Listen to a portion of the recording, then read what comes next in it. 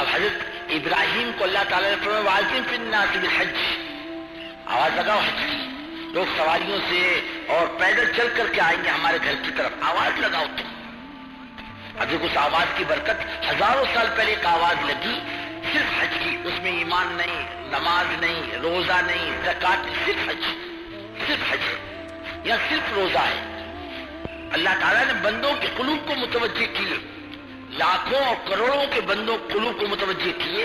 حضرت ابراہیم نے کہا اللہ میری آواز کون سنے گا، کوئی دکھتا تو نہیں ہے؟ کہا ابراہیم آواز لگانا تمہارا کام اور پہنچانا ہمارا کام، تم آواز لگاؤ پہنچائیں گے ہم۔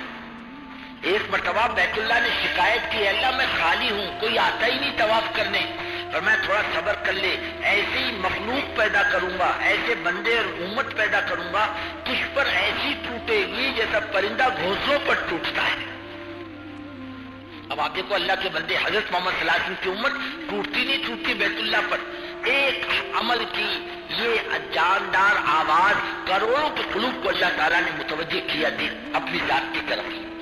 ایک روزہ ہزاروں کے لیے، لاکھوں کے لیے مغفرت کے فیصلے اور کروڑوں کے لیے روزی کے کھلنے کے فیصلے، اور نہ جانے کتنوں کا بیڑا پار ہوگا، کتنے قیدی جہنم سے آزاد کیے جائیں گے، صرف ایک ایک عمل کرنے کی اپنی ذات سے۔ اور پھر یہ دعوت اور یہ محنت کائی کی پورا دین پوری دنیا میں اللہ پوری طاقت سے زندہ کرے، اس پر اللہ کیا دے گا کوئی گمان کر سکتا ہے؟ اور یہ صرف اکیلی دعوت ہے، حج کی دعوت ہے، اس پر اللہ کے بندے اتنے امن کر کے جا رہے ہیں۔ آپ کے پاس تو حضرت محمد صلی اللہ علیہ وسلم کی مکمل شریعت کی دعوت ہے، آواز تو لگائے، اللہ بندوں کو اتنا متوجہ کرے گا اور اس سے قلوب کو کھینچے گا جس کا کوئی اندازہ نہیں کر سکتا۔ آج آپ دیکھو اللہ دین کی محنت کی برکت سے قلوب کو کتنے متوجہ کر رہا، کوئی حد متوجہ کرنے کی۔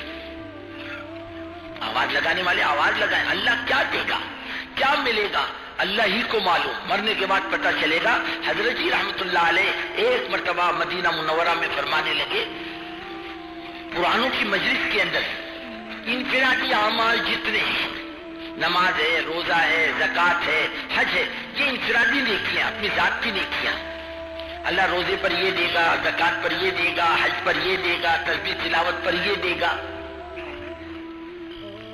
مسجد بنانے پر یہ دے گا، تہجد پڑھنے پر یہ دے گا، بھوکے کو کھانا کھلانے پر یہ دے گا، ننگے کو کپڑا پہنانے پر یہ دے گا، مسافر کو رات گزارنے پر یہ دے گا۔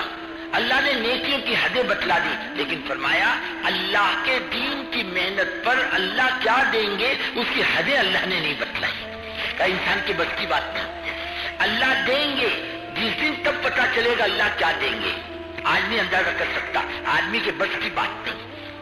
وہ معمولی بات ہے، پورا دین پوری دنیا میں پوری طاقت سے زندہ ہو، یہ معمولی بات ہے، پورے عوام میں پورے عالم میں زندہ ہو، اتنی زبردست کمائی، اور یہ فکر لے کر یہ مجمع یہاں پر آیا، اور کوئی فکر نہیں، اور کوئی نسبت نہیں، اور کوئی تعلق نہیں، یہ نسبت پر یہ مجمع یہاں پر آیا ہے، یہ فکر لے کر یہ مجمع یہاں پر آیا ہے۔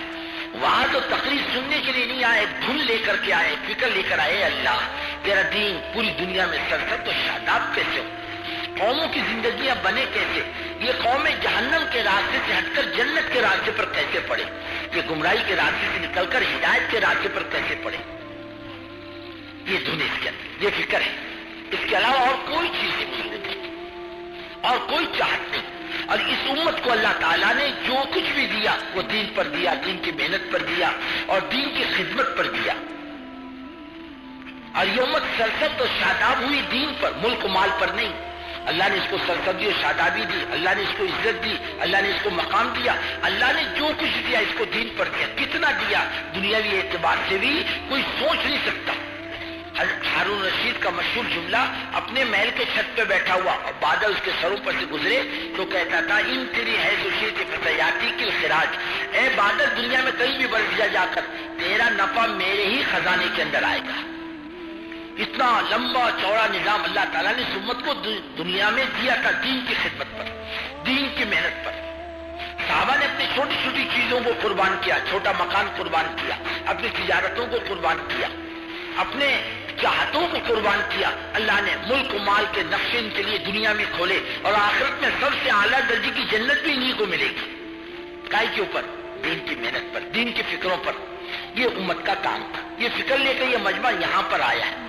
اگر یہ مجمع بزرگوں 3 دن تک دعا تک 24 گھنٹے کے اعمال میں اپنے آپ کو شریک کرے، بات سمجھنے میں آسانی ہوتی ہے. کچھ لیتا بھی ہے آدمی. ہم پھرنے نہیں آئے، ہم گھومنے نہیں آئے، ہم کھانا کھانے نہیں آئے، ہم چائے پینے نہیں آئے، ہم ملاقاتیں کرنے نہیں آئے، ہم دکانوں میں پھرنے نہیں آئے، ہم مال خریدنے نہیں آئے. ساری چیزیں تو ہماری یہاں ملتی تھی، ہم سب چھوڑ چھاڑ کر آئے. ہم نے اعلیٰ درجے کی دکانوں کو چھوڑا ہے، ہم نے گھر کے اعلیٰ درجے کے کھانوں کو چھوڑا ہے، ہم نے اعلیٰ درجے کے بستروں کو چھوڑا ہے، ہم نے دوست احباب کی ملاقاتوں کو چھوڑا ہے. نہ جانے کتنے بڑے بڑے بیپاری جنہوں نے کہا بھائی یہ 3 دن تک ہم کسی سے ملاقات نہیں کریں گے. 1981 میں کولہاپور میں اجتماع ہوا تو بیپاریوں نے اپنے دکان پہ بورڈ لگائے تھے، یہ 3 دن تک ہم کسی سے نہیں ملیں گے، کسی کو سودا نہیں دیں گے، کسی سے سودا نہیں لیں گے، کسی سے ملاقات نہیں کریں گے. یہ 3 دن ہمارے اللہ کے دین کی نسبت سے لگیں گے. بورڈ لگا دیتے. یہ 3 دن یہ کمائی کا میدان ہے. یہ پنڈال کیا ہے؟ یہ 3 دن کی مسجد سمجھو، 3 دن کی فکروں کا میدان سمجھو، عبادت کا میدان، دعوت کا میدان اور اللہ اللہ کرنے کا میدان. 3 دن تک بڑی زبردست کمائی کا میدان. اس میں کوئی اپنا وقت ضائع نہ کرے، اپنے آپ کو لگائے رکھے. زندگی میں بار بار یہ موقع نہیں آتے.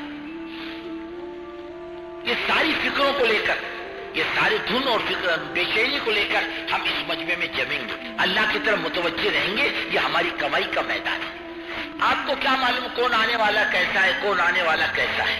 آپ نے اس کے کندھے پر ہاتھ رکھا، اس کو آپ نے کھڑا کیا چلے 3 چلے کے لیے، اس نے نام لکھایا، جماعت میں چلا گیا، 4 مہینے اور 40 دن لگا کر آیا، اور واپس آنے کے بعد اس نے جا کر اپنی بستی میں کام شروع کیا، گشت شروع کیا، تعلیم شروع کی، مسجد آباد ہو گئی، اذان زندہ ہو گئی، نماز زندہ ہو گئی، اور تسبیح تلاوت اس کی بستیوں میں زندہ ہو گئی. لوگوں نے غلط زندگی سے توبہ کر لی، کتنے اعمال زندہ ہو. اور آپ کو پتہ نہیں، لیکن جاننے والا اللہ بڑی قدرت و طاقت والا، اس سے کوئی چیز تھکی چھپی نہیں کہ بھائی آپ کو ثواب ملے گا نہیں ملے گا. کمائیے اس کو، کمائیے.